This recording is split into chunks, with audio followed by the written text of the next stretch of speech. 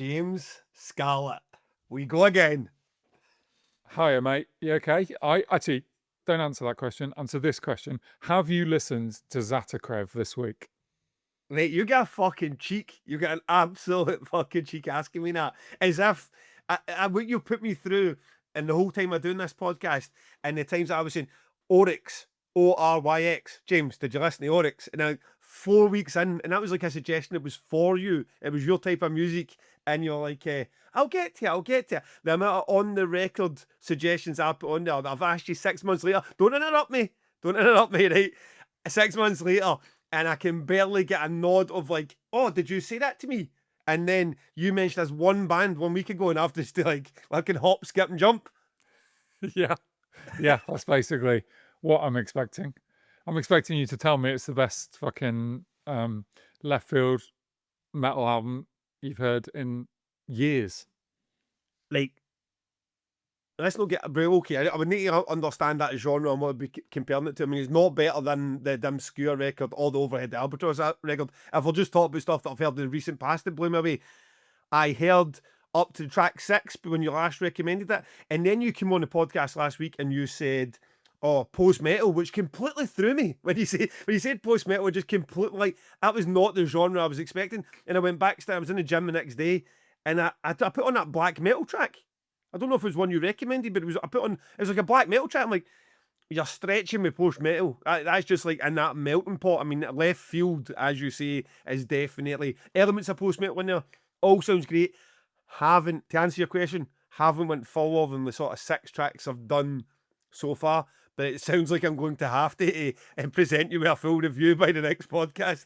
You're I'd still like a enjoying it, full mate. review. Is it safe to say you're still enjoying it? Oh yeah, brilliant. Game changer. Absolutely fucking love it. So yeah, it's made me excited. I like it. It's not, I felt a bit embarrassed when I listened back because I was talking about them being a new band and they're on something like their 7th album and like me saying that I discovered it. It's not I haven't discovered it. In fact, I've done the opposite of fucking discovering it.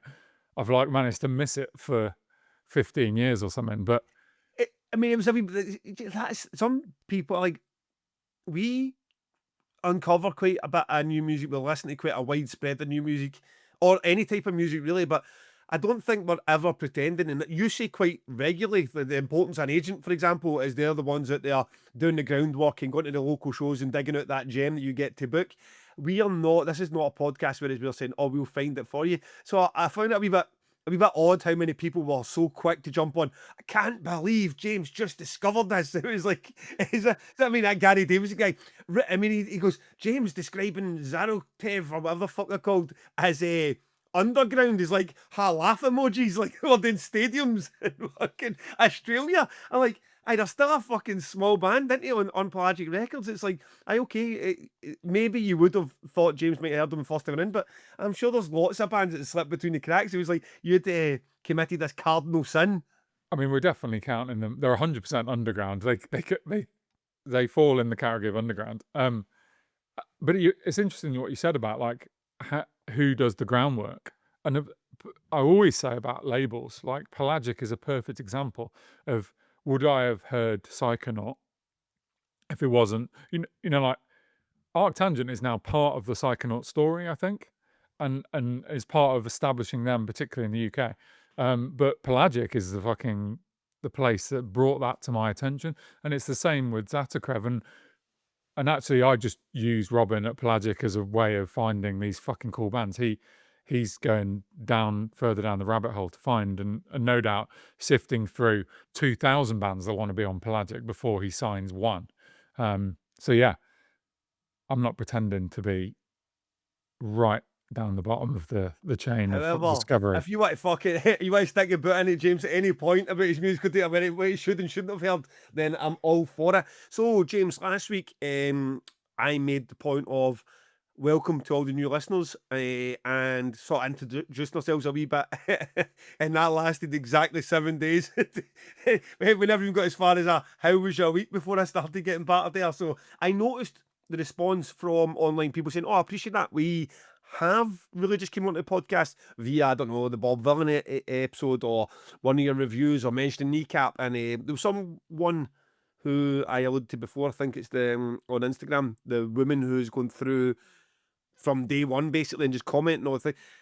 Her story was quite interesting. She was watching an ECAP show at Coachella and never really got the context of it all and wanted to know more, and then just started sifting through the internet to try and find a conversation that was more than just that surface level, they are bad, they are good, and came to us and then stuck with us. So that was a pretty interesting way to find a new American fan. So if you, this woman and everyone else who's kind of followed us or found us in the last a few months, welcome to the pod. Nah, we're not doing that. I am Gavin, this is James, because we're now 5 or 6 minutes in and had an argument about a fucking underground band. But we do appreciate you greatly. We do. We love having new people here. I know something else that you like, Gavin. That is facts of the week. Would you like a fact of the week? Well, I was going to see how long. Did you remember the fact this week, or did someone have to remind you? You reminded me. Correct answer. And luckily, I've got a team of people that are prepared to help me out. So my fact of the week is that Frank Water. So for those who don't know Frank Water, they're a brilliant organisation that their mission sort of statement is to alleviate global water poverty. I was just having a look on their website now today, and the stat they give, this isn't my stat, their stat is 1 in 4 people globally lack access to safe drinking water.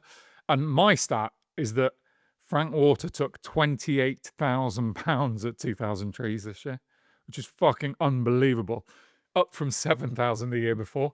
So everyone's been moaning about the hot weather, but basically for charity, Frank Water raised £28,000. So we've got to just pray for heat every year now.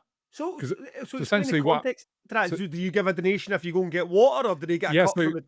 So the way it happened, do you know what? I didn't really know how this worked until this morning. So I had to ask Tanya. A good thing I was definitely quizzing you in that, son. I literally could hear you asking me that question, so I went to find out the answer. Essentially, all the Frank Water do at our festivals is set up a cool-looking kiosk, and they make the water cold, or they make the water fizzy, and then they sell it to you. It's the same water that we provide elsewhere on the site. The water comes from us, comes from Neil.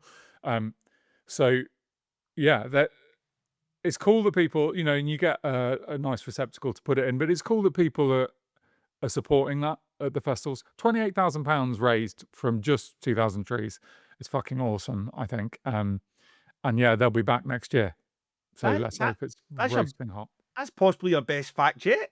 Good. Well, while we're on traders, so Danielle, shout out to Danielle, who works for us and has been booking the food and non-food traders at 2,000 Trees in Arctangent for like 9 years. She gave me the trader league table, so I had a little look.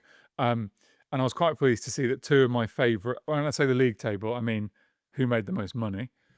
2 of my favourites were near the top, which I was quite pleased, which is the Slice One Pizza Place and the Mac Shack. I mean, if anyone's looking for me at 2,000 Trees, you start in the bar, and then after that you go to the Mac Shack, because that's basically whenever I flag and I'm like, oh no, I've drank too much, I need help, I just go to Mac Shack and he sorts me out. So I was really happy to see that they both did really well, and it makes me feel better that my queue jumping has not ruined their business. And the final trader thing that I was pleased about was that... You sure you want to use up all these fun facts in one go? I mean, you don't need to dive into a fun fact in a future episode. This is the Stats of the Week Trader Edition. I can't... Okay, have at it. And the final one is that we had a new general store. Now, Max, who's been working in the event control at the festivals for years, was asked by Danielle, we need a general store. Max is not a general store guy. He literally, 4 Trees and ATG, started a general store, which means, you can buy Haribo, you can buy pot noodles, you can buy toothbrush, wellies, toothbrush, yeah. So they did really, really great. And here's another stat for you. They sold nearly £10,000 worth of ice, and Max had to drive 3 times a day to go and get ice from off-site and bring it back. So that was cool. So that's, I think that's enough facts for 1 week, but there you go. Well done, Max. Well done, Danielle. And the blazing sunshine is not a negative for everyone, including Charity and Max and his egg sales. Jesus Christ, 10 grand in fucking ice cubes. Well done. Well done. Okay, keep that up. 3 for 3, mate. Keep it going. So a wee bit of a weekly waffle. I was at my friend Andy Cattigan's wedding on Saturday. Congratulations to Andy and his new wife Angela. Well, I was there with the Skull Munchers chat, the infamous Skull Munchers chat that I talk about with the guys on here, and we got a picture. You saw the one that was uploaded. So I, like always at a wedding, it got a little bit messy. I mean, weddings have got a special way of getting you absolutely just for whatever reason. I mean, even worse than festivals, because you get a pint of wine and somebody's bought you a cider and you've got 2 Jack Daniels and somebody's tapping you on the shoulder saying, I'll get you one at the bar. I'm like, no, mate, please. This is fucking the tables. And I need to finish all this. It's just the Scottish way. You get up and you're dancing at Caledonia Brandy and you're fucking legless. So it's taken me, I can't believe last week we were sitting here, good, like patting ourselves in the back a bit. Football and benching and how sober we'd been, and then by Sunday morning I was a broken man. I felt like I'd just done 5 days at Arctangent by the Sunday. But what's cheered me up in the end, James, is my Rollo Tomasi football top that arrived in the post. For those who won't be able to see this or listening on Spotify or whatever, That is lovely, mate. Mac and Lovely. Natalie 20 for the 20th anniversary. So I massively appreciate from the whole band, Rollo Tomasi, in particular James, who's probably the only person that knows me from Rollo Tomasi. I joked at the time when you got the t-shirt, you've got a fucking deep relationship with the band. They played Arctangent every second year. I mean, I think we were lucky enough to have them one time into the 2010 when it happened to be supporting the Dungeon Escape plan. So very much hope to have them back at Damnation one time. This is a beautiful piece of merch. I mean, you get the football tops a lot. They're just the print. I mean, they've really went to full hog. They've got the 2 sewn on badges as well, name in the back. I don't know if you can order that. Or that's just a special item. So huge thank you to those guys. That's a lovely touch, mate. That is a real lovely touch.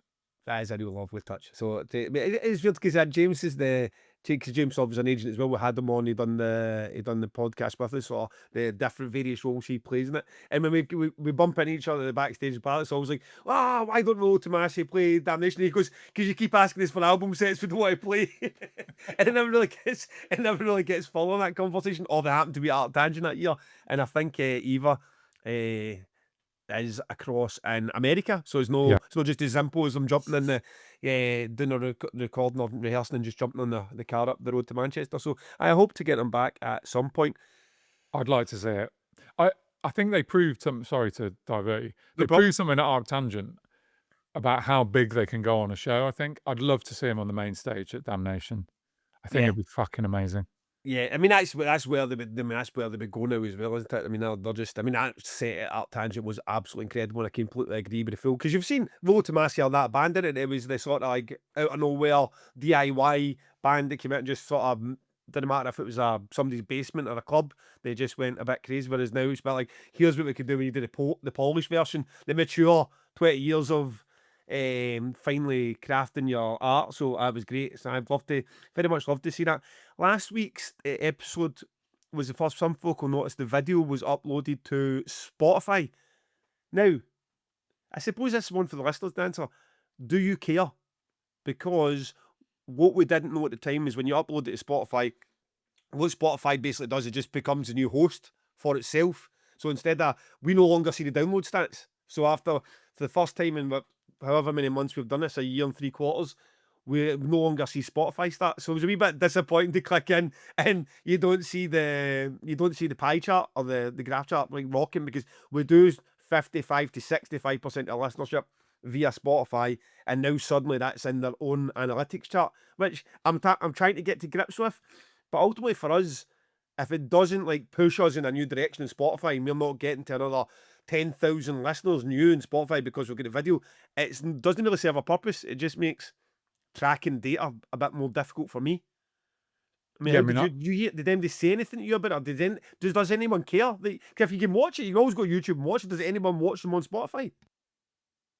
I don't know. I mean, it was annoying for us because we like geekily looking at how many listeners we've had, and there's an easy way of doing that, or there was, and easily comparing between episodes, and we've just been thrown out for a week. Like you seem to think that it was probably our third biggest ever episode last week. But Yeah, I mean, I it don't was know. the analytics is weird because I download whatever. My understanding of download, no matter how you do it, is whether you stream it or download it on Apple Music, podcast, Podbean. Basically, that service sends a feed or a signal to our Buzzsprout hosting service, and then gets a ping, and that counts as one download. So you've downloaded it. That's it. Now on Spotify, it's called there's get plays and listeners. The listener seems to be one unique person. So I don't know if that's an account for 7, and you get 5 people listening to an account, you get 1 listener, or if they get all 7 or whatever. So the analytics won't be bob on, but if you took basically what Spotify are now saying, have listened through that platform and added it to everything else we can see, yeah, it was behind sort of Bob Villain and whatever the set was, at the kneecap one, the 2 Kneecap, most yeah. popular ones we've done. So it looks, I would really, for me personally, I mean, this isn't something we've chatted about at all, but unless it's doing great guns for us on Spotify and actually pushing us to a whole new audience on there, like you click onto your homepage and our pod pops up just because you listen to metal music or Alexis on Fire, I don't really see the purpose of adding. It's another job for Shifty, basically. He has to go on and upload that video at post 6 a.m. every single Thursday, and it's like, is it worth it? Is the question I suppose I'm asking listeners more than yourself. Don't let there being another job for Shifty sway your answers to that, people. But we're fine with that. Hey, and if to wrap up my sort of the weekly waffle, I am fucking drowning in damnation jobs at the minute. I mean, there was 2-3 pods ago I done the damnation to-do list. I just feel like you reply to one email and 6 spawn, and you get in this at that stage now where it's like it's the merch company you've never heard from who's providing merch for Band X now saying, what's the delivery address for Beck Arena? Because we're going to send 50 boxes for the tour, and will you be in to receive it? I'm like, no, what the fuck? I'm being, I was the festival responsible for your band's tour merch. I mean, send it to the London show. If I send it to, I mean, like, you're going to send it to Arena when there's like 15 different exits and cleaners there and an office worker here and a venue manager there. Whoever signs for it's going to be like, aye, whatever, stick them over there. You're going to put 80 grand worth of merch in a cupboard and just hope that no one steals it, and who's liable for it? Me. So at the minute there's that kind of stuff going through.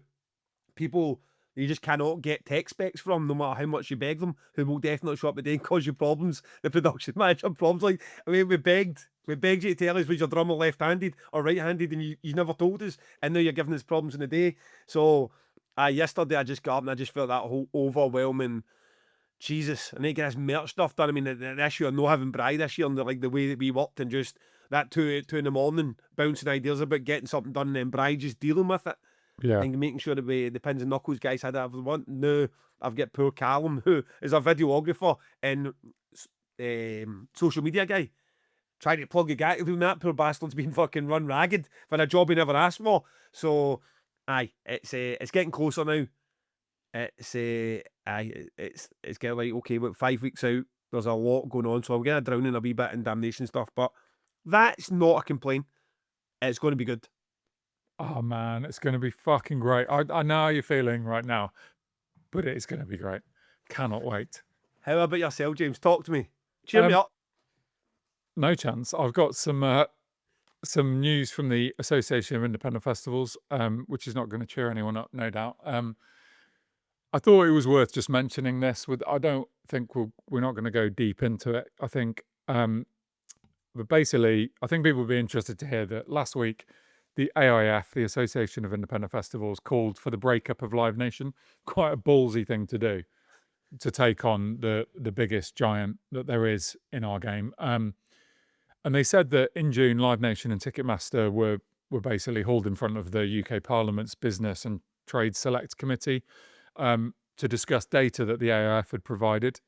The data showed that Live Nation and the sort of affiliated companies control the majority of arena, stadium and outdoor concert tickets in 2025. So the UK monopoly threshold is 25%. The market dominance threshold is 40%. The data provided by the AIF says that Live Nation have got over 66% of the market. And they gave this example of, they just picked like the Co-op Live arena in September, and they looked at all the gigs there in September, and 75% of them are controlled by Live Nation. So they asked the RAF then just asked the question, is this fair competition?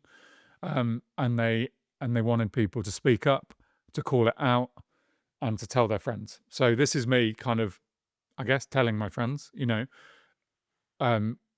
speaking up about it and letting, the 10 to 20,000 people that are here listening to this know about this. And if you want more information, you can go to the Association of Independent Festivals website. I think it's an important discussion that we should be having, probably. Yeah, I mean, it's at least a discussion. I mean, again, it's one of those ones when you pull back the curtain. I'm not to say that I'm any great supporter or have great knowledge of all of Live Nation's business dealings, but it's one of those ones where, okay, you take a Co-op Live for September and you say 75% of those shows were Live Nation. I suppose I'd also like to know what was the competition? I mean, how many other major promoters were in for those shows? Would those shows have happened if Live Nation weren't there? What's going on? But I mean, who's going to actually come forward and explain? Right, okay, 66% of your market sounds fucking pretty dominant and terrible, and well beyond what apparently legally we're supposed to have, but it's only there because we're the only ones doing this, or are they just absolutely butchering everyone inside because they've got the power to do so? Well, I think I can answer one of those things because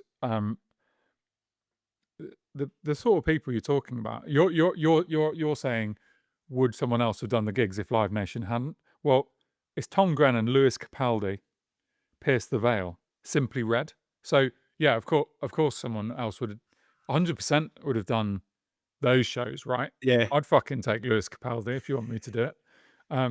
So I mean, I'm not really in the mood to pick a huge fight right now on our podcast. Yeah. With Live Nation, but I just think that the information is there. If the UK government say that a monopoly is more than 25% and a dominant market position is 40, and Live Nation is, according to the AF, over 66%, then I think it's pretty fucking clear. Okay. I don't particularly have a position in it until I know more, but okay, let's talk about it. Let's chat. Okay. Well, What else sadness have you got to fucking bring to the table? Mate, I can tell you what, the only thing that's made me happy this week is the glorious, wonderfully amazing victory in the Ryder Cup. But is this a golf podcast? I don't think it is it? I mean, we lost it. Your fun fact segment is definitely going down better than your sports segment that you had in the last. But tell us all about it. I mean, do you know the reason Mate, do you not follow it? You don't follow it at all. Well, this one I feel like I have followed. I've been forced to follow it more in the sense of all the behaviour for American fans being American, and that was the bit I was getting for it. So I kind of found out that Europe had won after they'd won, but then it was like the whole fallout for, is this acceptable at golf and what's the behaviour? And again, it's not. I assume when people normally play golf, it's quite quiet, like you would at tennis, and then in America, that's not the case. Well, look, there's the unwritten rule of, so I do play golf, and the unwritten rule of golf is shut the fuck up when someone's about to hit the ball. Like, it's banter, do whatever you want. When they're in there sort of 20 seconds around the shot, shut the fuck up. And apart from my dad, most people seem to realise that is my dad and all of America. Everyone else realises that is fucking okay, a thing we're going to do. We're just going to shut up. I don't know why you'd want to win by putting off Rory McIlroy, the second best golfer in the world. It doesn't make any sense to me. Anyway, it was great. It was like only sport can do this. It makes you think you're going to win, and then you're like, we've definitely won, and then you're like, fuck, we're not going to win. And it took you on a roller coaster, and it was quite stressful, and then good fun. So yeah, on Friday night I did sort of drunken golf watching while band booking on my own, drinking a few rums. Every so often we'd hole a putt and I'd send another stupid offer. Then a couple of grand get added to some random post rock band's offer. Yes. Yeah.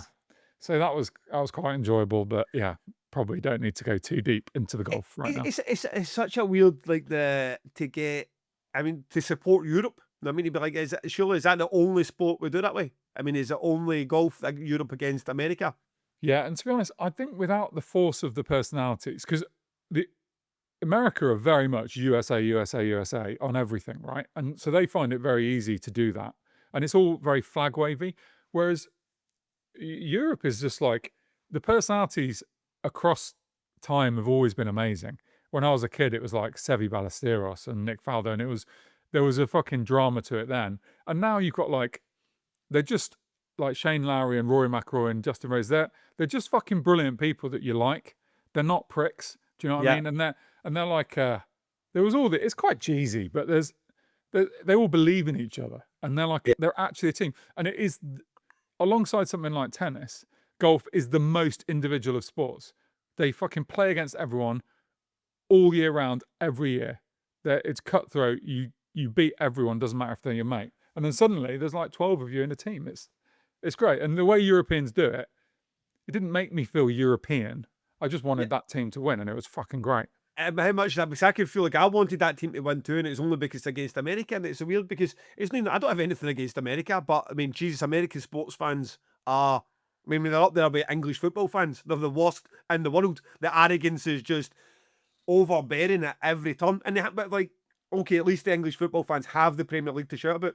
He's act like he's won the World Cup not just one more time in Scotland, Wales, or Northern Ireland or Ireland. He's act like he's won it fucking continuously. But Americans are like they're so fucking arrogant. But they play the worst sports in the world. They play fucking rounders and rugby with fucking helmets on, and they're like, it's like what these are the best at your sports, but you're the only people playing them because your sports are utter fucking shite. So now there's golf as a level playing field, and you've just get smacked by fucking Europe. So take that as well, America. Brilliant. I'm fucking glad I put this in. That is incredible. There's a golf segment. We'll see that again. Is it 2 years' time it comes back? Yeah, we'll see in 2 years. Okay. Anything else you'd like to add? No, all good. That's my week. Before I messed up the Patreon super sub thing last week because you just completely fucking baffled me with VAT chat, and I had no idea what I was thinking about, and I was still trying to process. Is 120th 1/6, and like, did you see that fucking meme you get with the calculations going across the screen? That was me when you were talking about that, which is weird because it was such a big takeaway last week's pod. Like, you had the people like, did I just listen to 10 minutes of VAT chat? Is that what we're doing now? And then other people like, that was fascinating. I didn't know how that worked. I was somewhere in between them.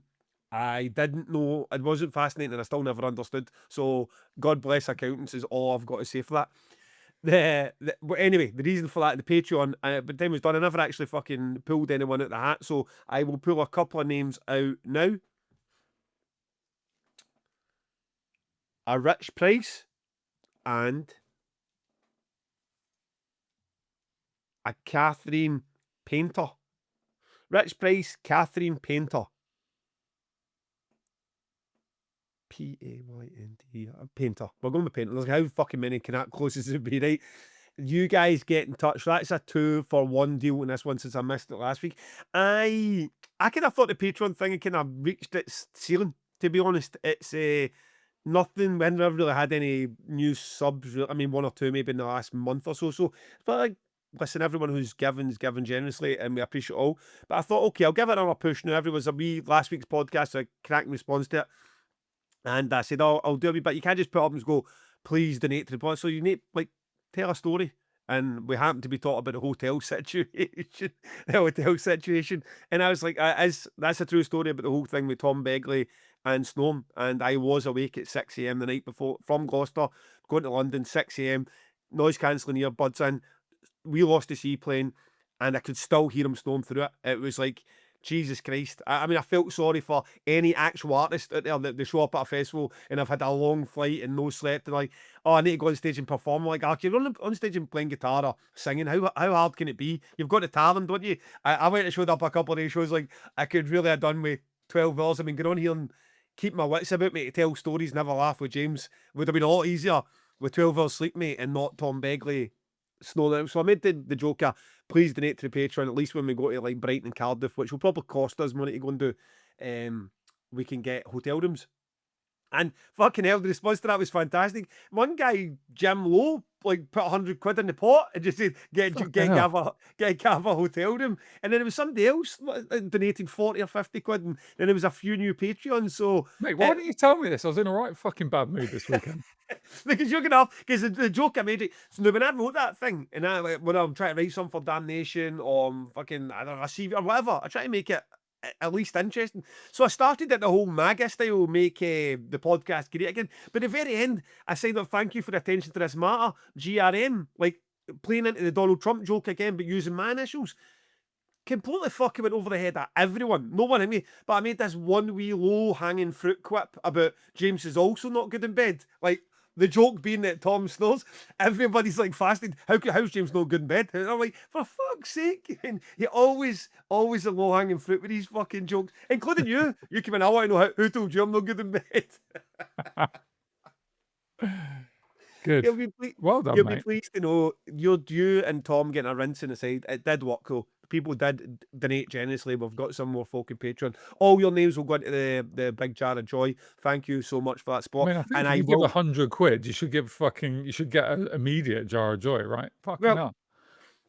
I did say to Jim if he. I don't know. I mean, I don't know if he lives in England or where he's from. I did say to Jim if he was available and could come to any of the shows, we'd definitely put him on the guest list or guest list plus however many people he want to come along with. But he's not either not available or that he's not that interested. One or the other. He never explained any further. But what a guy! I mean, I assume he's already in this pot in front of me somewhere, but among the subscribers. But massive generosity. I appreciate it. It was class. And believe me, when I am in the hotel without Tom Begley beside me in December, I will be thinking about you, Jim.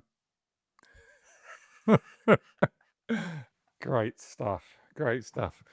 So we brought forward this week a Q&A, haven't we? So we've, for various reasons behind the scenes, not least Gav being slow on getting the Damnation Clash Finder out, we're not doing more Q&As. It just happens that this Q&A is slightly closer to the last one for various reasons that will become clear, because there's lots of episodes in the pipeline we weren't quite ready with them. Yeah, basically, I'm fucking slammed up against it, and the idea of going and properly researching the streaming situation with Spotify and Tidal that would be quite happy getting to. I just wasn't there yet. We've got a guest coming up. Who'll be? Can we say who that is? Yeah, go on. Right, so it's going to be Sarah for the artist liaison team. So that's going to be hopefully an absolute peacher because there's probably no one that's got better stories about what's happened at Trees and Art Tangent over the last 15, 20 years than Sarah. So hopefully she will come on and explain. I'm really looking forward to that episode. And then we've got the Damnation Clash Finder and obviously a preview. So there's plenty going on. I just wasn't in a position to actually sit down and research anything. But and you want me to fucking watch the Mars Volta documentary as well, which I've had a spare 2 hours of my night to do. So there are a few things like we can get to that, but this week we've had a few podcasts that have been quite heavy subjects and almost no questions at all in the last 2 or 3 weeks. So it would be good to get into the questions of which, when I checked the thread, there was like 568 comments in it. So it's good to get through some of that. Yeah, it does actually. While we're on that subject, it does need a refresh though. If people have got burning questions, please ask them. I was going through. I tried to go way back into the mists of time, but a lot of those questions are out of date now.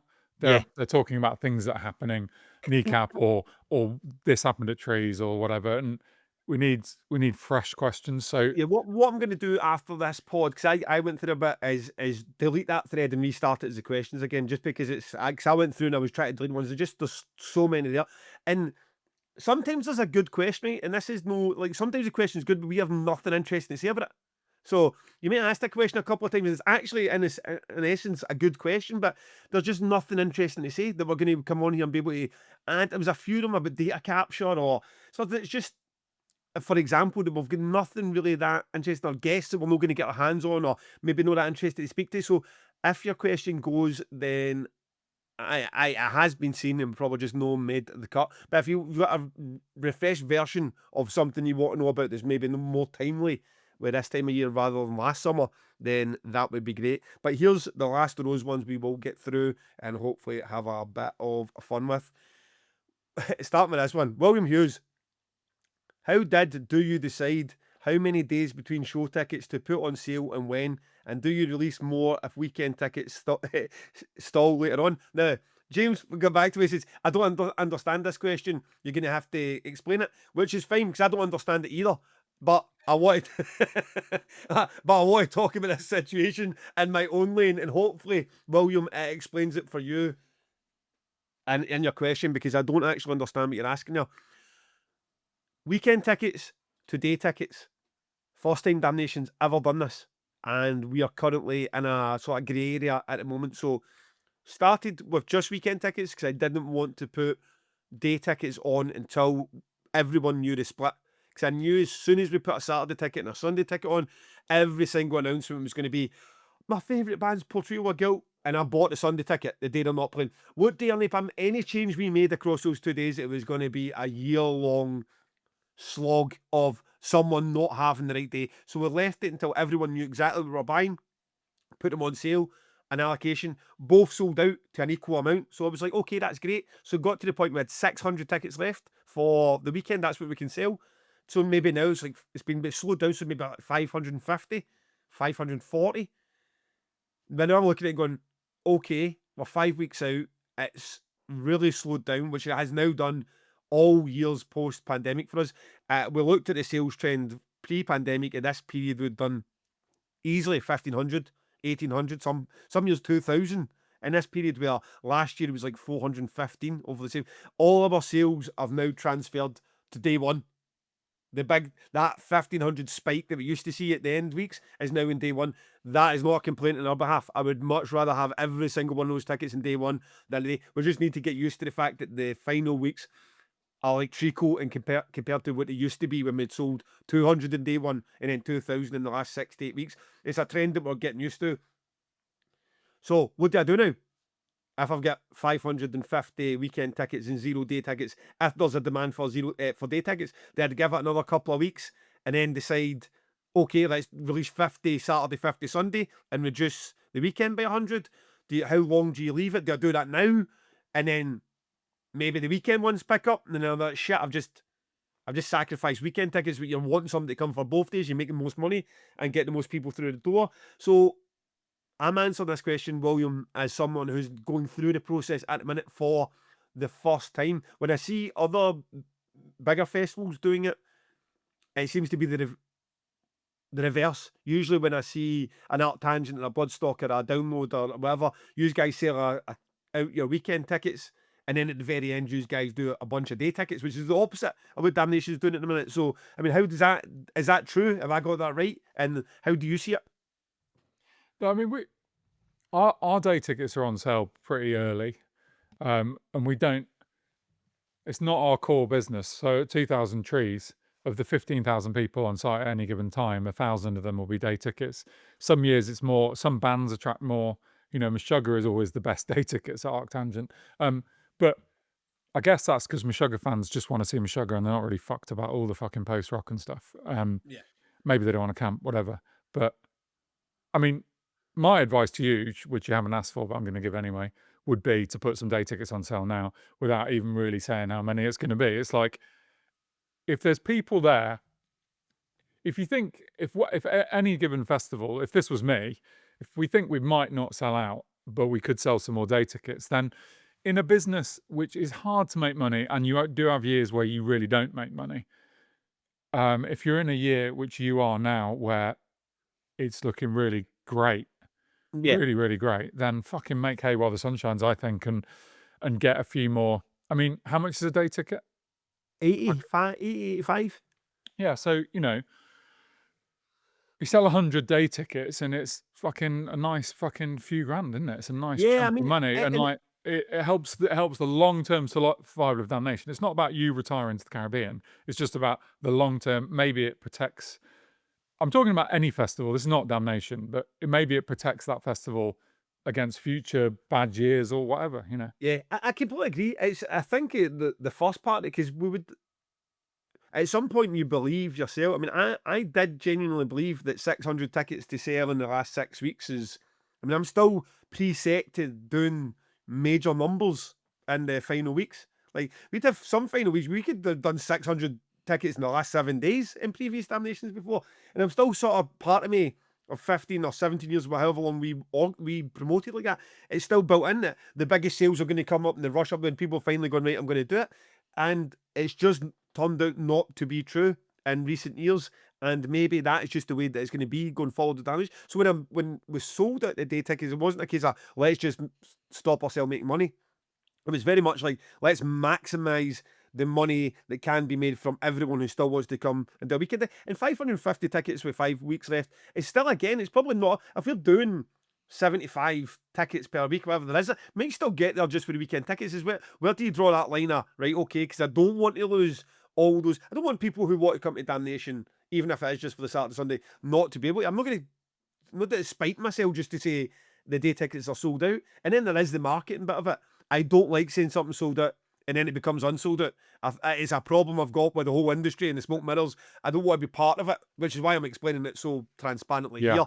But it's one of those ones like people that are not listening to the podcast about like, oh, we hear New Damnation is starting to buy into this market nonsense as well, telling us something sold out 3 weeks ago and yet here it is back in front of us to buy. But maybe they're not getting the explanation from me on here. So Aye, William, it's a thought process that I'm going through at the moment. So, despite the fact that might not be what you asked, that's the answer you're getting. Yeah, I think it's tricky, and there's no right answer here. But ultimately, because my thinking would be, well, there must be people that are into that sort of music that live in Manchester that haven't yet got a ticket, and they must be the easiest people because they can stay at their own house, and maybe they just want to come for a day. And what me and Si always talk about this: if you get someone in for a day, they are going to fucking fall in love with your festival, and next year they're coming for the weekend. Yeah. And you even see that on the podcast Facebook, people being like, I'd never been to 2000 Trees before. I heard about it on the podcast. I came for a day this year. I bought my weekend ticket for next year. It's like, that's how you grow a hardcore following, isn't it? Of part of the way with day tickets. Yeah. Okay. Well, that's that is a work in progress for me, especially because this is the first year that we've actually done it. Now, James, we've done it all today. We've got the sports segments factory. Now we're getting some travel advice. Yeah. Sam said, George, I've never been to Bristol, but I'm flying in for blood incantation. What would James recommend doing Bristol before doors for a first timer? Well, firstly, I am fucking gutted. I just realised today that me and my brother are taking my mum to the theatre in London on the same day as fucking blood incantation in Bristol. So I run my diary in a pretty slack way in that I don't have a diary. So it's all just like, oh yeah, there's that blood incantation gig coming up, but I'm not sure when. And I'm going to the theatre with mum, but I'm not sure when. So I'm not even going to be at the fucking gig, which really pissed me off. Anyway, Bristol travel advice. Well, there was an article on the BBC this week about the Bristol Metal Quarter, they're calling it, which is a little bit of a slight exaggeration, but I like it. So there's Black City Records and the Griffin Pub, which are at the centre of the Bristol Metal Quarter. If you Google it, there's a few other things. So definitely go to those places, grab a beer, then go and always get the beer first, then go and buy the records, because then you spend more money. And once you're there, if the weather's decent in Bristol, it sounds cheesy, but a walk along the river, you can do like about an hour will take you on the circuit across one bridge, down one side, and across another bridge and down the other side. That is a lovely thing to do. Grab some food at Wapping Wharf. You're allowed to drink in public in England? Yes, I do. Yeah. I mean, if there's a rule in Bristol about not drinking in public, I'm not aware of it. I do like going for a walk around a park with a beer. People look down on you. It really fucking annoys me. But that is a lovely thing to do. Grab a beer and walk along the river. I've been in a park with a bag of cans as one of the best things you can possibly do. Yeah, it really is. And then Sam said a second part to this question, which was, oh, did he? Sure? Did Gav ever actually listen to Absolute? I always get the name of the album wrong. Absolute Elsewhere, or is he still being a hater? Well, how am I a hater? But because I'm not like fawning over it. You said it wasn't better than OK Computer.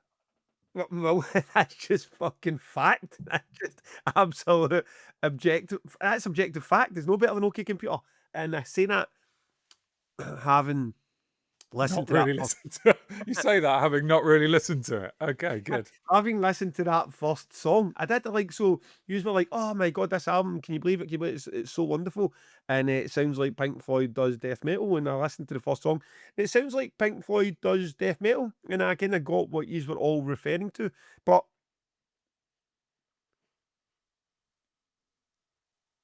But what? that's it. But but it's no okay, Sam said, computer. Sam said, let's never ask him again about blood incantation. It's, Okay. I'm sure it's fine. Fucking crippling alcoholism. Arab Strap. About how often have you listened to that Arab Strap album? Well, I do listen to Arab Strap. I like Arab Strap. I preferred the previous one. But I think they're great. I thought that previous one's fucking amazing. And this one wasn't, this one was still last year, wasn't it? The most recent. Yeah. Okay. Next question. Wayne Dinsdale says, a question for Gav regarding merch. Why did you decide to stop pre-sales of the Damnation merch? I would always order a couple of items before the festival, and these would be delivered before the festival. I understand it could be a logistics nightmare, but when I'm at the festival, there's so much choice in merch that I probably buy less Damnation merch. What's the answer? Absolutely. And this is, I am knee deep in this at the minute, Wayne. I believe massively in pre sales and how much extra you get in. We used to do thousands and thousands of pounds in pre sales. And then you get to Damnation. I'm pretty certain that someone who bought a hoodie then was able to buy a t shirt, possibly a Damnation t shirt as well. And then you're doing more profit from your merch. I am all for it. The last few years been a wee bit chaotic. We used to do it at one point. We were doing a click and collect, click and collect as well. But that was because I had my mum and wife and me all involved in it, and that is a headache because you need that all filed for somebody to come and collect, and guaranteed there's at least 10 people that get drunk and forget they've done it, and then you've got parcels to get sent back afterwards. They don't have postage and packaging. It just becomes click and collect is a wee bit of a nightmare, and probably won't ever see the light of day again. But pre-sales are something. I mean, I'd be stunned if we don't have pre-sales out within the next week for the Damnation Festival range, which is the stuff with the lineup in the back. As James has alluded to before, or we've spoken about before, we have a Branca Studio sort of capsule of his artwork we we're going to do. That is not festival range in terms of it won't have a lineup on it. So it's just good looking merch that's from Damnation Clothing. They will be sold side by side at Damnation. I don't think that the Branca Studio stuff is going to be on pre-sale. That decision hasn't been made in that yet. But they definitely, at least a couple items of the Damnation merch, of which there will be pullovers, zippers, and various tees. We've got a couple of really good Jim Bob Isaac designs that he's done for us this year.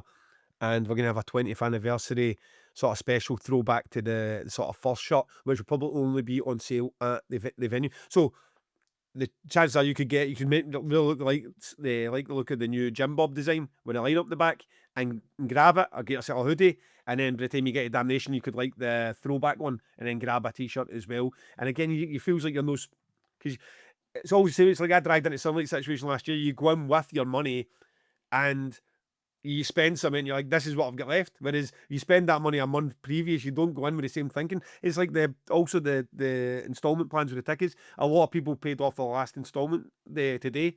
They'll they're not coming to Damnation for free. But in your head, you're not paying that 155 quid that weekend. You just feel like, oh, I've paid up. That is free, even though you know it's not free. But it's just that psychological boost of having the extra money in your pocket. So Wayne, great question. I did want to address it, which is why I added it. And there will be pre-sale, so I want to see a huge spike when those go on sale. Because again, what I'm trying to talk pins and knuckles to do, which is always good for us. See if you're a triple XL or a 4XL, or you're a small or extra small, and you never get the item you want because it always sells out.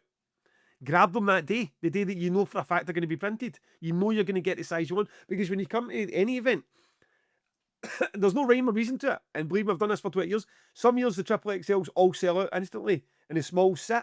And then the following year, all the smalls sell out and the triple XLs you come home with. And there's no real... I've spoken to merch companies, I would try to judge it, and they all come up with different... So, oh, this is rhyme and reason. But I've never seen anybody get it right, and anybody who can get it right will be fucking... can make themselves a millionaire. So... Aye, when it goes there, and especially if you want to get one of these items and you're one of those people who are a small or triple XL or maybe 4XL if it's there, grab it while it's available. Good. So you saying you sacked your mum and your wife?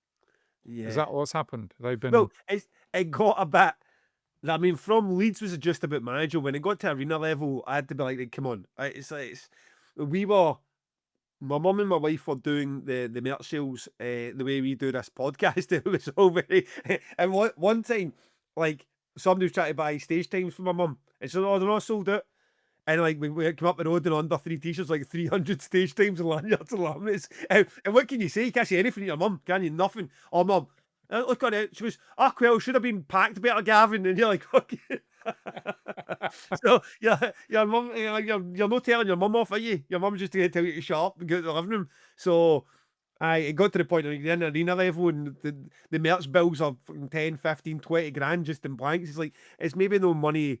I mean, companies that organise merch should be handling, and the shipping as well. I mean, everything's done by pins and knuckles now.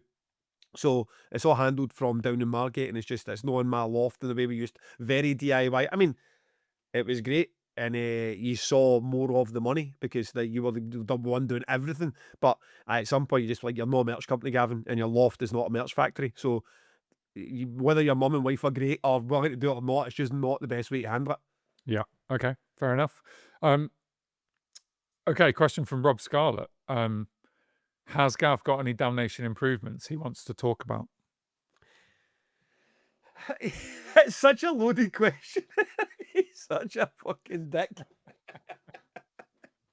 You know what was great about Rob as well is he came last year, a big smile on his face, and I was under the impression that Rob really wasn't into the music at all, which that's proven not to be the case. As you say, he's investigated his damnation lineup, and he likes a lot. I've seen his Clash Finder. He likes a lot of heavy shit.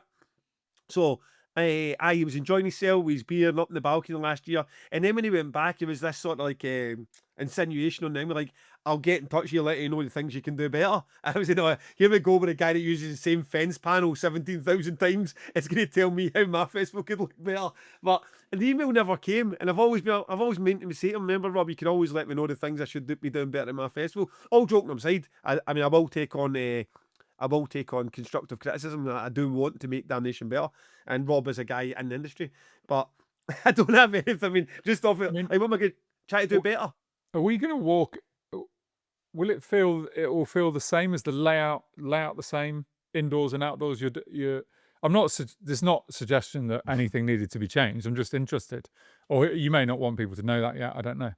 No, but what we're going to try and get there's be a bit more artwork getting ordered, which we're in at the minute. So like the defence panel is going to be updated to the bet gears, and then obviously the artwork we put around about the tents, just make it a bit better to look at than just fence panel and in the tents. We, in terms of production spec for Rob, if you want to go down with, I mean, everything will be bigger.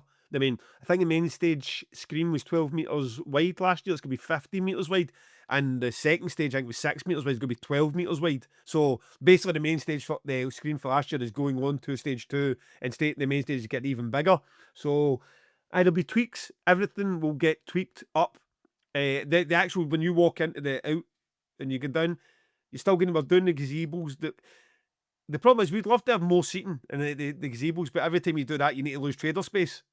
Like, as in, like, food traders, no people, like, because the merchandise and the rest, and they can all fit inside the gazebos. But you put another 10 metres, that's maybe another 2 food traders. And this year we're a wee bit nervous again about making sure there's enough food traders for everywhere. So you're a wee bit limited to the way it could do. The lineup, the layout will probably change slightly, but it'll be very similar to what you've seen last year. Inside there'll be minor tweaks, more again, try to get more seating in. The same issues, you're just trying to dial in a bit better.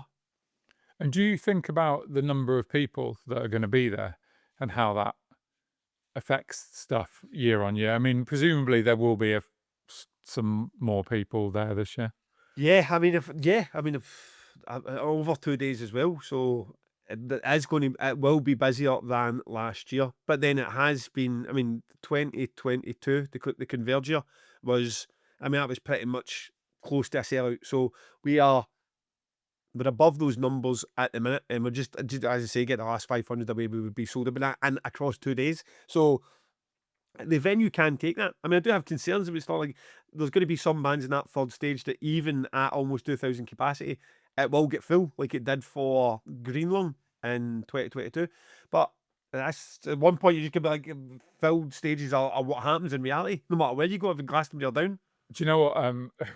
One of my mates asked me this week because we used to come to Leeds, and you used to very kindly give us passes. And Leeds was great because you could. There was all these rat runs up in the top of the building, wasn't there? So you could basically be like, "Fuck, I can't get in that room. Hang on, if we go up this staircase and through this classroom, and then you'd be in, or you'd be on a secret balcony and stuff." And he was asking me, and I was like, to be honest, last year I didn't try and explore anywhere. I didn't go on any of the stages of Damnation. Didn't. And then you said that about the third stage, and I was like, well, there must be a back way in. There must be a back way in that my pass will allow me to do. Because James. how do the bands get in? James, don't you worry about any of that stuff, okay? You just, you're a big guy. Take your pint, stand where you're going to sit and enjoy it. Last thing I need is you wandering a bit backstage Mate, with a pint win. Mate, How does the drum kit in here? How does the drum kit get in? That's the way I want to go. Okay. Next question from Rob also is booking bands like Perturbator, Crippling Alcoholism, and Meryl Streak a deliberate repositioning of Damnation to cater to a wider audience? No, it's not, because the Damnation's biggest ever change in its position to cater to a wider audience already happened in 2008 when we got the third stage and we started getting 2008, 2009 Shells, This Will Destroy You. Who else were having? A bunch of post rock bands, Maybe She Will. And it's not even that was to reposition. We went from a festival that had 2 stages to a festival at a third room, and I always loved that kind of music. And we had the extreme stuff, and we had the thrash and the death and the doom, and I always wanted the post metal and the post rock. And then we done it. People don't recognise that, and then they don't recognise the Joe Quail getting dropped into the middle. Joe Quail getting dropped into the middle of Damnation lineups, insane. It's like you get Party Cannon playing and June playing and Carcass playing, and you've got a woman on stage with Chill. I knew that would go down fine, and it did. It was amazing. But we've always had that. These bands have always been in. We've always had the pushback for like bands like Ulver saying, "Oh, really? We don't want to play a death metal festival." And like, it's not. However, from his question, I do accept that it's about changing perception as well, because we've been getting these questions now for 5-10 years. Whenever there is someone's got it in their head it's a doom festival or a death metal festival or a black metal festival, then they go like, "Oh, well, that's funny, you're putting a band like We Lost the Sea." It's not really, but it was about changing the perception. And if Perturbator, Crippling Alcoholism, Meryl Streak's a really wild one. I mean, we haven't had a one-man punk poet on one of the stages before. I mean, that's probably up there with the Joe Quail and just how out there that is.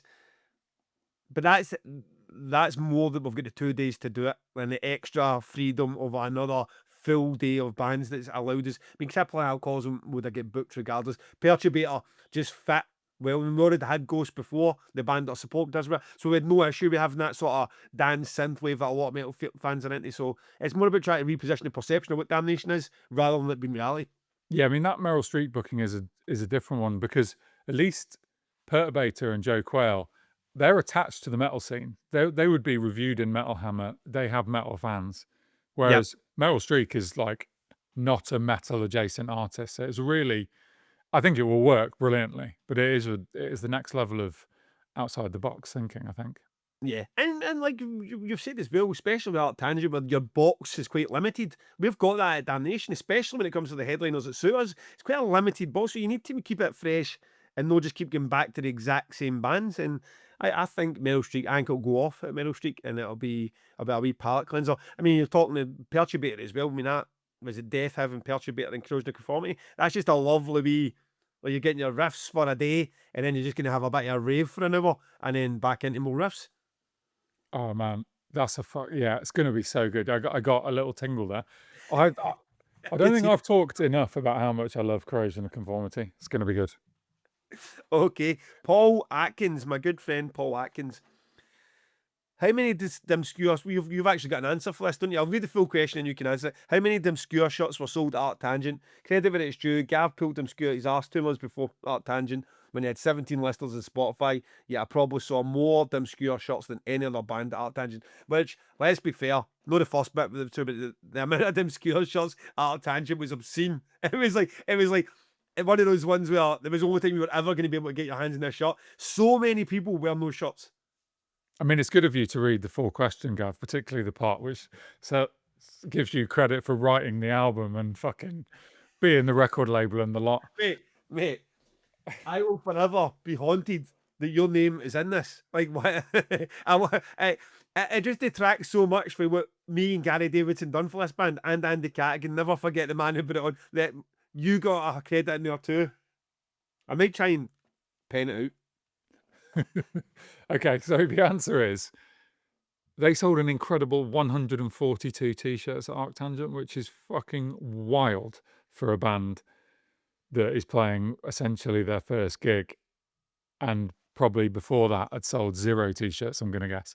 So yeah, thanks for Kev for the information as always. At no notice, just text him at 11 p.m. last night, and he knew immediately. Fucking brilliant. And that wasn't even a total because they sold it direct. They never even had time to get vinyl done before. I mean, they managed to get CDs and they would have sold them as well. So absolutely fantastic. Yeah, really good news.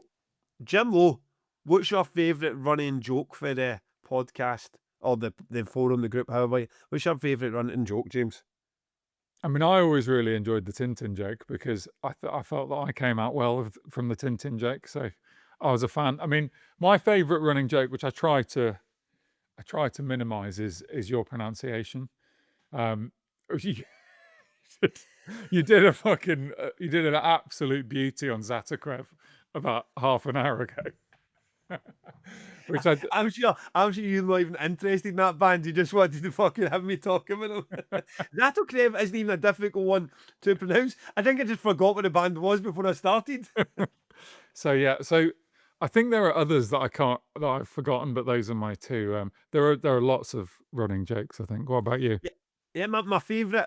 Thankfully, it's not because I don't like running jokes. Basically, I think the jokes are meant for their time, and then you move on with it. But my favourite one from it is Curly Wurly because I get done with it so badly. I'll be back to your.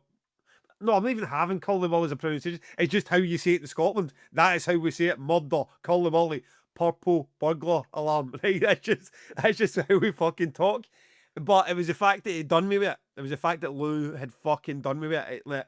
I only realised what he was doing is by the point I was reading it out, I was like, yeah, wee prick. This is fucking, this has nothing to do with marketing. You just want to hear me say the fucking words. I enjoyed that joke. The Tintin one is one of the ones where I was on board with for the first month, and then it was like, when anybody saw a picture or a paint of Tintin and posted it again, I was like, we're not really moving this for. It was like the infamous fire alarm joke at Damnation. There was a fire alarm. But 10 years later, I was like, we're a fire alarm, the clash finder, and you get people rolling about the Fore crime laughter. Like, it's just not that funny. I mean, there's nothing fresh has been added to this joke, but people fucking love it. I mean, again, the internet's for that. The low hanging fruit is where the humour thrives on the internet, and the Tintin one, thankfully, has died off a wee bit now.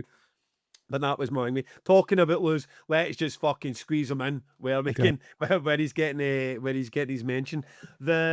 His October drop, I think it was the end of September, but his payday drop is an absolute cracker. He has got Lou and Perrins, which is a rip-off. Don't know, it's not a rip-off. It's a coincidental marketing with Worcester sauce.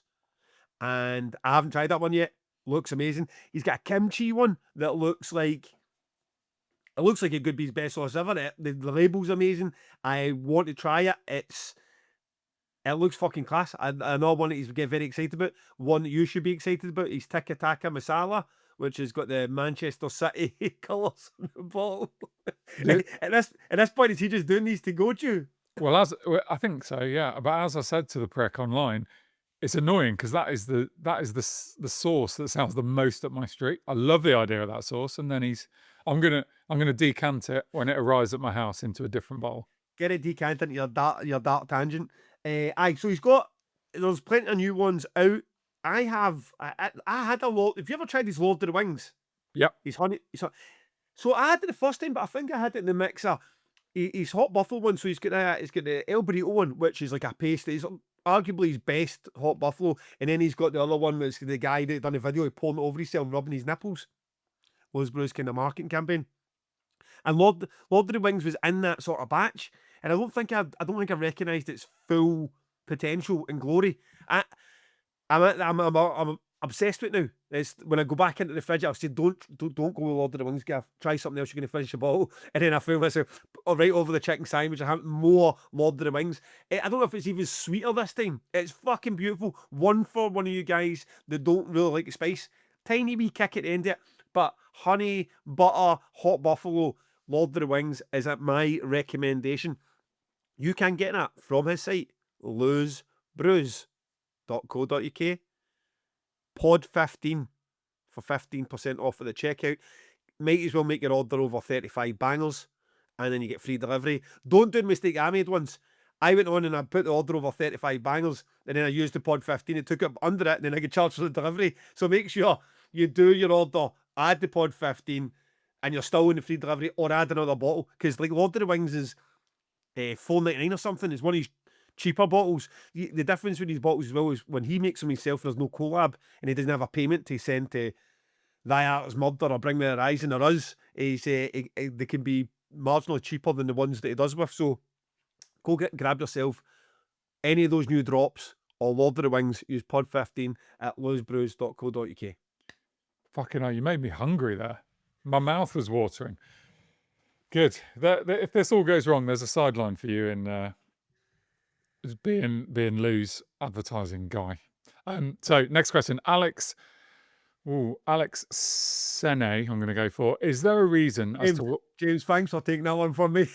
It's got a little hat, a little I don't know what you call it on the E, so it confused me. I'm going for Alex Sene. Is there a reason as to why the name of the podcast pays homage to one of the most infamous viral videos of all time? I would also like to add how close to the bone you were doing merch, including a cup. Now, I have avoided the fuck out of this question, Gav, for many, many months, and you have put it in, so have at it. So, but what was your take? Right, okay, I came up with the name for this podcast before you'd agreed to come on it, so I was like selling it to you already named. What was your? You never told me about the thought process with it when I was coming to you with this. I was a bit unsure about the name because of the video. Look, just to be clear, Mum, do not Google this fucking video. Dad, you can Google it. What's the video called? Don't ask me that. Right, I'm going to come back to in a second, Bob, before this gets cut off and me protest in the middle is not included. I am telling you, I haven't lied to you in this podcast. I haven't lied to the listeners of this podcast. I have never, ever seen that video, and I will never watch it. Well, you saw Stinky Pete, didn't you? I am a squeamish guy. I am a vanilla guy, right? I am not watching anything with bodily fluids getting fucking involved in any sort of pornography. So I was aware of the name, and it is a deliberate play on the name, but I've never seen that video. No, and genuinely neither have I. I do know people who have. So I was slightly unsure about it. But to be honest, I was a fucking deer in the headlights. You were trying to force me to do this every week, and I was like, I don't actually, looking back, know how you got me over the line. So the name was the least of my fucking worries at the time. So, yeah. So, Alex, to answer your question, right? So 20 years of journalism, and 20 years of journalism, when you're in tabloid journalism especially, you're trying to be as clever as you can with your headlines. We had a story once about a guy, I don't know if I told this one previously, the guy got attacked in Kentucky Fried Chicken, and the front we had it finger licking rude, or it was Kentucky Fried Kicking. It was the two options that I was putting in the front, and then we had an old pervert and Asda try to upskirt girls, and we had them on the front page. It was Supermarket Creep, and we had Return of the Pink Panther, this fucking pervert who kept going into women's thing with pink pants on, and it was like, I'm not a sub-editor. Sub-editors are the people who put the pages together and come up with the headlines and the captions underneath them. But when I became editor, I was everything. So it was all my choice. And I suddenly began, I was actually quite good at the front page headlines. So I loved it. I absolutely loved it. And then when it became digital, all that died. There is no clever wordplay on digital. I mean, that exact same story with KFC. If you seen that story now and I was putting it out in digital, it'd be man attacks waitress with KFC. That's what it'd be, because the only way you try to be clever with anything on the internet, it dies. It goes absolutely nowhere. You need to force feed people into their eyeballs as simple as it can possibly be. Now, I done Damnation Versus as a podcast, but this was at the same time as like they're doing this, the journalism and everything being not dumbed down as such, but just explained. And I was like, if we're going to do this, promote it, we're going to have to explain it. It's going to have to be right there in front of you. What are you getting? You're getting two promoters on a podcast. And I was like, okay, well, two girls, one cup, two promoters, one pod. Nice playing that. Then I went to Brian. I said, look, we need this image to be as punchy as possible. Let's make it like a Glastonbury poster. And he done one like a big Glastonbury poster. I don't know if you've ever seen this before. And it was one of those ones that just wasn't obvious enough for people to get. It was all multicolours and it was a wee bit it was just too much going on in it. And then I thought, right, okay. I said, how about we try that fits with the Dillinger escape plan, does it? Let's do that. And there's another myth. People think we ripped off the Dillinger escape plan, like we used their copy. That font is available in Photoshop. So although we're obviously aping Dillinger escape plans, the style that they done it, we never stole their font. The font was a public available font. So I needed, at the time to do it, I needed it to tell you exactly what it was. And I needed some sort of image that would tell you exactly what it was. Your eyes, like, it could catch you as a Dillinger escape plan fan, or it could catch you with two promoters, one pod. But what kind of promoters are what? Because two music promoters, one pod starts to get a bit fucking lengthy. So that was like, oh, well, they obviously clearly know what Dillinger escape plan is. So there's your first win. Like Dillinger escape plan, having played both Art Tangent and Damnation. So that was the thinking behind it. I was always quite chuffed with it. I was quite chuffed with the way it panned out. Two promoters, one cup was just, that was happening as soon as we had the opportunity to sell merch. I mean, it's just, what else are you going to do? It's like... It's a good question, because none of what you just said I knew. We'd never talked about this, have we? And somebody said to me, I think, again, the internet being internet, it should really be called Two Promoters, One Mug. And I was like, I know, but then that avoids, that's not a play on the fucking whole thing. I mean, I've been waiting to get this fucking cup for ages now. I mean, so I hope that answers your question. You know what? You just try to catch people's attention in any way you can. It is of absolute, other than the fact that I was aware of that name, it's got no other play in it in that way. And it's not a tribute to that. And please, just don't Google stuff like that. No, you will probably regret Googling that. Okay, Christopher Kelly asks, can we have some Two Promoters, One Pod branded Xmas jumpers, please? I asked this question to you and Tom. I think you said no. So, the answer's yes. But, see, this is a bit of a nice wee learning experience for you as well, James, right? If you want the Christmas jumpers in the sense of the wool sewn in the whole, it's like 6 months in advance. They want so much notice to do, and then obviously the cost of those blanks, if you get the full shebang, is ridiculous. So your Christmas jumpers fucking, I don't know, 60, 70 quid, unless you're getting them mass produced the way that Kiss or Iron Maiden or Metallica can. Maybe a Slayer jumper you could probably get for a reasonable price. Maybe not. Maybe they're still expensive. Funnily enough, I've never tried to get myself an Iron Maiden Christmas jumper. Sounds like the kind of thing you would wear, mate. Mate, I will be wearing it on the fucking tour. They are the greatest inventions ever. So the clever workaround of this, and it's so clever that you can't tell with a naked eye. Don't get me wrong, it's not right down the arms, and it's not. But when you get the print of a Christmas jumper on a proper jumper, it looks, to all intents and purposes, like a Christmas jumper. And that's what we've done for Damnation one year. They were pretty popular. I have one of those. I will be wearing that on the Christmas tour. And yes, I will strive to get Two Promoters, One Pod Christmas jumper done in that style, which will be reasonably priced and look like a Christmas jumper. Most people aren't wearing them as a fashion. Most people, unlike James, most people are not wearing them out in the street and going, shit, how cool do I look? Most people just want them like a Christmas works night out or at Christmas dinner, and just have something that's a bit quirky and more to do their personality than, I don't know, a buttoned up shirt and a fucking hat. So yes is the answer. We are going to get those done for you, but there won't be the full woolly efforts that just take too much time to get organised. Okay, good. Again, a question I didn't know the answer to, so it's nice. Right, final question. Look, we're keeping this one to the hour and a half mark that we always aim for. I hope that this suits your needs better, listeners.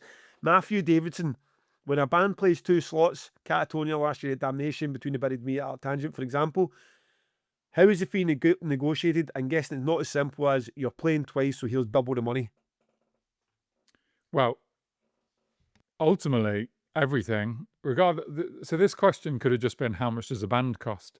Because ultimately, everything comes down to what the agent and the artist are prepared to accept and what the booker is prepared to pay, and the fact that the booker doesn't know really what the agent and the artist are prepared to accept, and because they don't know if they're telling the truth, or they might not want to answer that question. And on the other side, they don't know what the booker would be, what is my actual budget. Just before I came on here, I've got a band that I've offered 15 grand to. They've come back and asked me for 20. And I've replied saying 17.5 is my absolute top. Now, if you'd asked me a week ago, fucking 15 was my top. And would I go to 20? Who knows? No, I don't even fucking know. So that the agent definitely doesn't know. So no one ever knows. So there is no price list. You're definitely not, no one's expecting to pay double for this. The agent isn't really expecting double, but double of what? Because there is no price list. So there's no such thing as fucking double when you don't know what the number is. So it's always like, make an offer. Oh no, we won't do it for that. We'll do it for this. So, I mean, I'm not going to talk about Between the Buried and Me's Fee at Arctangent. I thought it was a fair fee. Sometimes you come out thinking, I've been done. And sometimes you come out thinking, that is a fucking result. And somewhere in the middle is a fair fee. And they don't all feel fair to me. That one did. Yeah, I mean, this is you're using the Catatonia. Obviously, we had the sort of Catatonia, Enslaved, Dead Guy, Sigh, for was it last year's the Night of Salvation and into Damnation itself. Now that way of booking didn't work for Damnation, as I've explained before. I feel that we get more buying power out of two names in the poster than the same name with two sets beneath it. I'm not against it if it comes up again, especially in certain circumstances where you might get a really special 30-year, 40-year set, and then they're going to do a greatest hits. I think they're great because people are saying, well, you're getting a size set and then a set of this that's been out for 40 years, this album. That it's two, you might as well be looking at two different bands with how they sound. This old school death metal take for Japan to them, it was the way they are now, quite eclectic and fucking all over the place, avant-garde, a bit of everything music. So, but you still had people, again, perception. They said, oh, I saw Psy last night, so I'm not going to bother tonight. And they're like, it's two different fucking worlds of Psy you're going to see there. But if you can't get that out of the ticket buyer's head, then you're just not going to get out. It's not your positioning. You're just, if that's what they believe, that's what they believe. I done every single one of those four deals differently. In one case, it was like, pay extra for an album set and pay a standard fee for a usual set, which is the way you would normally do business. And other ones, it was like, these are special sets, but this is going to be the combined price. So it's not like you're paying double, or you could take one of those sets off and that way you'd be left with. It was like, you're taking this, and this is the combined price for two. Even if you looked and said, oh, that one's worth X amount and that one's worth less or more, it's not the way it was done. I done two separately. Like, I booked a set, and then later on, it was like, there's an option to book this again. And the first set really wasn't mentioned in the negotiation. It was like, do you want this band to play this day? What would you offer? Now, the agent, the band, the manager would be like, oh, we'll take $1,000 or $2,000 or $3,000 less because we don't have the transport, we don't have them. We're all doing just the convenience of already being in the city. But that wasn't explained. It wasn't like put across like, oh, we'll give you $3,000 off because we're already going to be in the city. Like, so every single deal, and the time that I've done this, was completely structured differently. So no, it's never like, I'll pay you twice, because especially when you get to the album sets, they become their very own unique deal of how much does that album mean? Because that also, what was happening with almost all these bands when we're doing that is, what's the album? Because I feel like there's more value in this record to our fan base than there is to this record. And the agent and the management were like, no, we think there's more value in this record because it's sold more records, or it's the one that's asked for more of. But I'm trying to promote to Damnation fans. So I'm like, no, how about this sort of more exclusive, weird, or obscure one? The agent was like, why the fuck would they play that? They never sold any copies here. Why would you ask for the one that no one listened to?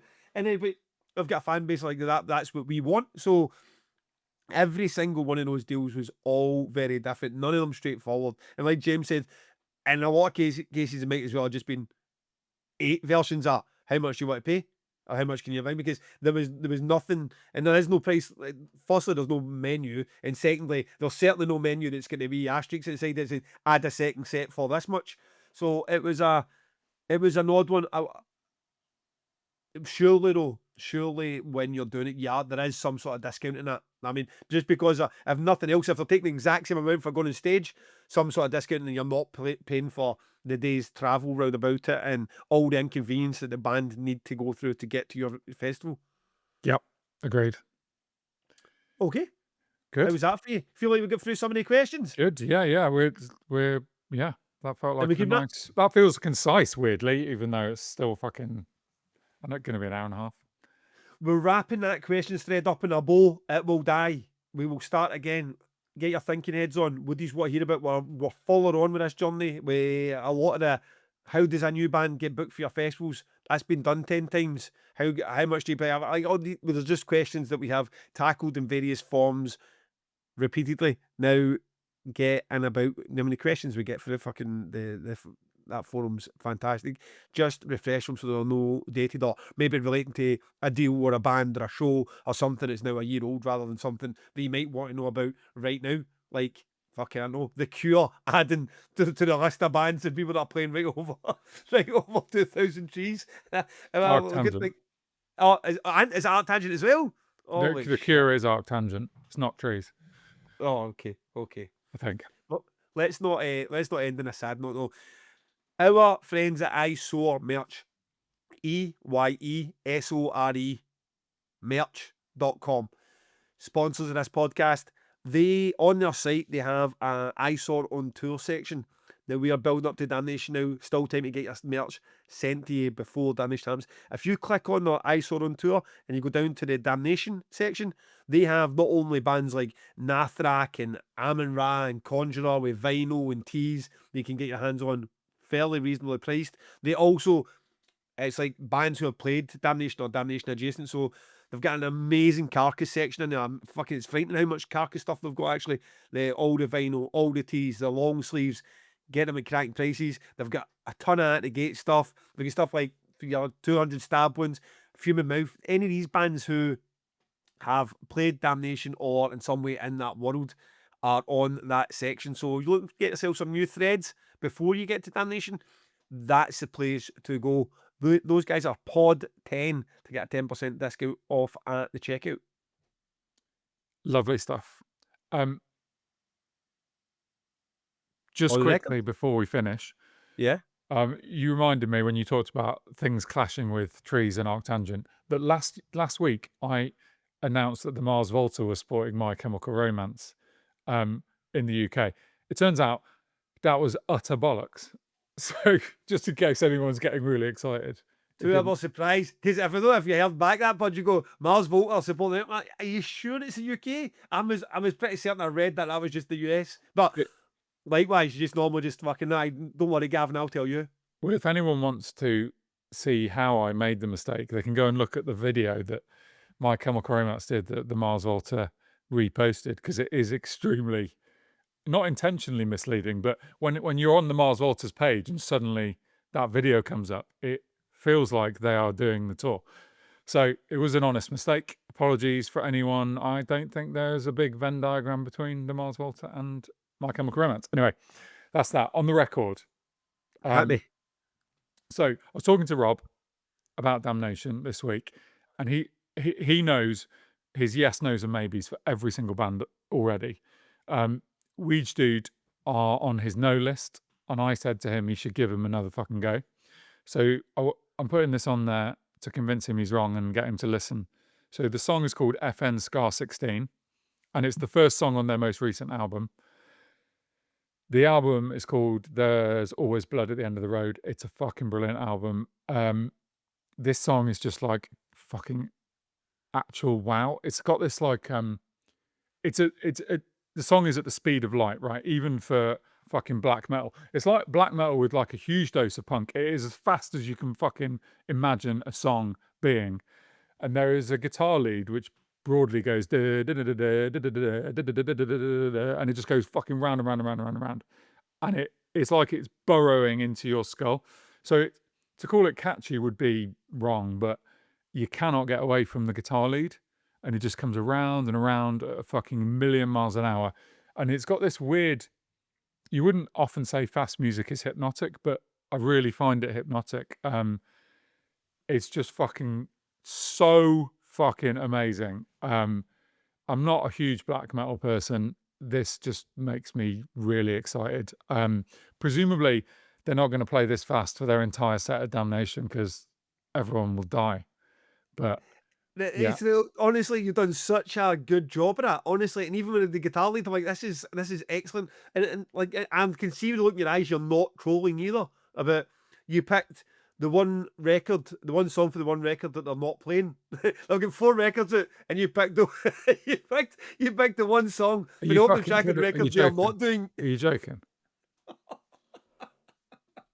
So this is your homework. While I go and listen to Zettelkrev. I'm really, Right? Your homework is they've got a trilogy. The first 3, when everyone went bonkers for them when they came out, it was like, here's your death heaven on steroids. Know what I mean? Something like that. Progressive black metal. And it's just interesting as well. It's like a DHHG trilogy, and they're doing those 3 records back to back at that speed. And then the one they released, which was the latest record, There's Always Blood at the End of the Road, starting with that absolute cracking song, which is, in a lot of people's opinion, one of their very best. So, and you done, I mean, even when you done the guitar lead, it was brilliant. It was like, he's recommending this one song and will 100% not play. Over 150 minutes to set is, that is something that's all going to be playing. mate, that is, I mean, I'm pissed off with myself because I did know that. If I'd fucking thought this through, I fucking knew that. Anyway, it's a great song. That is going to be brutal. 115 minutes. It's too Jesus much. Christ. It's too much. It's like, like black metal or not, if you can strap yourself in, people have seen it because I've been touring it, and it's like, it's gonna strap yourself to the barrier at the front, and no, because they don't stop. There's no big long segments in the middle where they're just gonna like drift off and be some synthwave. It's fucking non-stop. They're bringing, I mean, they're driving over because they're bringing their own desk with them. So they're going for it. It's going to be, I mean, they're closing that second arena. It is going after Spectral Wound, and then fucking Vigdud. So is there a gap? Is there a big gap on? So the No. third stage will be on at the same time. Third stage. Are they clashing with 2 different bands on the third stage? So Warden's going to play, and they're going to play, and it's like that sets an hour. And then they're going to continue playing after Warden Stop, and Napalm Death are going to start on the main stage. So the first and only time there's ever going to be a clash with the main stage will be for that, 40 or 50 minutes of, I mean, pretty much a huge chunk of, but how many people can last? Because in the day, you can see an hour of Vigdud and then still go and see the full of Napalm Death. Right. So we're gonna feel like we're about to die, and the respite is Napalm Death. Okay, I got you. Cool. So, but it's worth. I think it's one of those ones. It's definitely for the devotees, the people that are all in, because I don't think I can do another 115 minutes of black metal as hard and as fast as Vigdud. It's intense. Exactly. Say, but they do have a way of making it, as you say, not melodic but memorable. It sticks with you. The music sticks with you. That's why it's so fucking good about it. Yeah, absolutely. So what I meant to say, Rob, was this would be a really good introduction to you getting into Veej Dude, and then you can go and listen to the actual songs that they're going to play at Damnation on different albums to this. Yeah. While we're on the Clash Finder, Gav, have you got a date for us yet? Yeah, it will not be later than Friday. It'll be out by Thursday. So what the days? Right. So we can talk about it next week. Yeah, 100%. Great.